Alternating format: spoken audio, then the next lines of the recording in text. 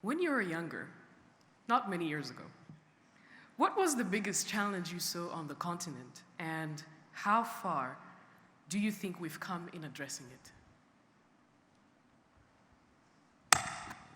Let me start by saying good afternoon to all of you today,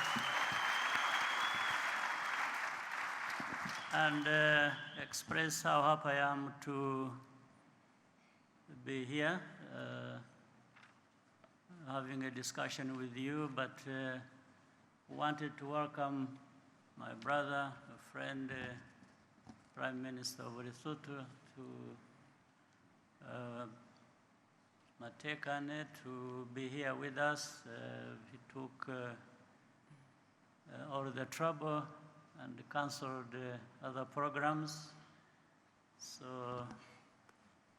he was here because of the importance of this meeting. So thank you very much, Prime Minister. Now, back to the question. First, when I was very young, that was a long, long time ago, so many decades. I don't think I had, at the beginning, the eyes to see what the problem was. I was seeing the problem, but I didn't understand it. I saw problems, I experienced problems, but it took some time before I realized that these are things that shouldn't be happening to people, including myself. And as I was growing up, I also discovered that maybe something can be done about it, and that it is not other people to do it other than ourselves. A bit of history. When I was very young,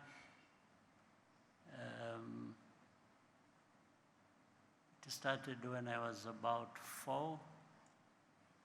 You can imagine at 4 I wasn't thinking really much about anything. I was just seeing things happen. But that's when my family went into exile, left this country. The family was fine by the standard of that time. They really didn't have any problems. But we became refugees in the neighboring country. From that time I was 4. So I grew up as a refugee. Like many Rwandans, I'm sure some of them are here, but more their parents than themselves, because most of the people here are very young. Probably they were born when we came back here, or in those early years just before we came back to the country. But I'm trying to condense, what I have to say in a short time. As we grew up, therefore, as refugees, and the suffering that comes with it, and so on and so forth. But I think also the lessons that come with it. We grew up experiencing things that taught us many lessons, other than going to school and here and there. We learned other things that you don't learn in school, but you learn in life, just in life. So what, to the particular question, the problem I saw was, I was even asking myself. I asked my father when I was 12, whom I lost when I was 15. But at 12, I asked my father, I said, what did we do? Why are we here? we in a refugee camp, feeding by way of getting ration every week. He went into a long story which explained the problem, but I won't repeat that. But I think it was clear that it was politics, it was the leaders, it was, in our case, it was a convergence of colonial times and the times of independence. And, you know, everything was just what it should not have been. Yeah. So those are lessons we learned. So something was wrong. But it is disheartening to when you see that what I'm talking about then, so many years ago, in the 60s, some of them are happening even now. You still have people, especially young people, suffer the most, I imagine, and their mothers, and you still have people suffering, and suffering because of politics, because of all kinds of bad governance.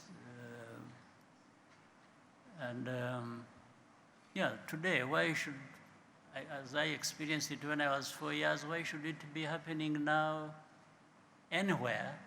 It doesn't have to be in this country. Why should it happen anywhere, say on our continent? That we still have refugees, we still have tribal conflicts, we still have all kinds of things, people fighting each other than building themselves and building their countries. So for me, it's a lesson learned, a lesson that also shaped some of us until this day. And for the young people here in the room, you don't have to go through that in order to be shaped the right way as many young people at that time came out to be. So you can learn even lessons of others, things that happened in time, in history, to other people. And also put yourself in that position where you may think, oh, what's supposed to happen to me? Or it can even happen to me. What should I do to prevent that? Or what would I do if I face that to actually come through it alive and manage it well? But that is not just you. It becomes a bigger community, a bigger society that we are talking about. So probably I gave you more than you asked for, but thank you, let me Mr. stop President. here for now.